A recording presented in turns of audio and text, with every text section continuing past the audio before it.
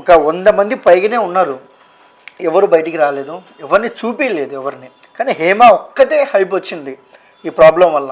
అంటే ఏ మీడియా చూసుకున్నా హేమ గారినే విమర్శిస్తున్నారు. దీనిపై ఏమంటారు మీరు? హేమ గారిని విమర్శిస్తున్నారంటే హేమ గారు ఇల్లు ఉంటారు.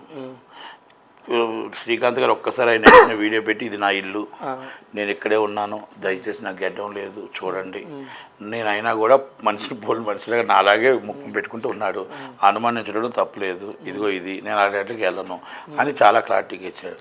ఆమె దాంట్లో ఏముందంటే నేను హైదరాబాద్లో ఉన్నాను, ఒక ఫామ్ హౌస్లో చిల్ అవుతున్నాను, అది నమ్మొద్దు హాయ్ అనుకు పెట్టింది. నేను పలానా ఫామ్ హౌస్లో ఉన్నాను, పలానా ఏరియాలో ఉన్నాను, పలానా ఇంట్లో ఉన్నాను, ఇదిగో ఇది ఎవడది నా మీద సోషల్ మీడియాలో చూపిస్తుంది అని గట్టిగా హర్షించి ఒక్కొక్కరిని కోర్టుకు ఈడిస్తాను. నరేష్ గారు లాంటి వాళ్ళ మీద అంతమంది పేద మీద నోరేసుకుని పడిపోయారు కదా, ఇది ఎందుకు మీరు సిల్లీగా తీసుకున్నారు? ఇది స్మాల్ ఇష్యూ కాదు, బిగ్ ఇష్యూ కదా. మీరు ఈరోజు ప్రెస్ మీట్ ఎందుకు పెట్టలేదు? మనం 2 రోజుల ముందు ప్రెస్ మీట్ ఎందుకు పెట్టలేదు? ప్రెస్ మీట్ మీరు హైదరాబాద్లో ఉండి ప్రెస్ మీట్ పెట్టేవారు కదా, వీడియో వదలడం ఏంటి? అది అంటే ఇవన్నీ కూడా వాళ్ళు వెంటనే ఆమె పెట్టిన వెంటనే మళ్ళీ సేమ్ డ్రెస్ సేమ్ ప్లేస్ వాళ్ళు పెట్టారు. అంటే పోటాపోటీయా? కాదు కదా. ఉన్నప్పుడు ఇమ్మీడియట్లీ మీరు రియాక్ట్ అవ్వాలి కదా. అది కాదు, వాళ్ళు పెట్టింది అబద్ధం, ఇది కాదు, ఇది నా ఫోటో కాదు అని చెప్పాలి కదా.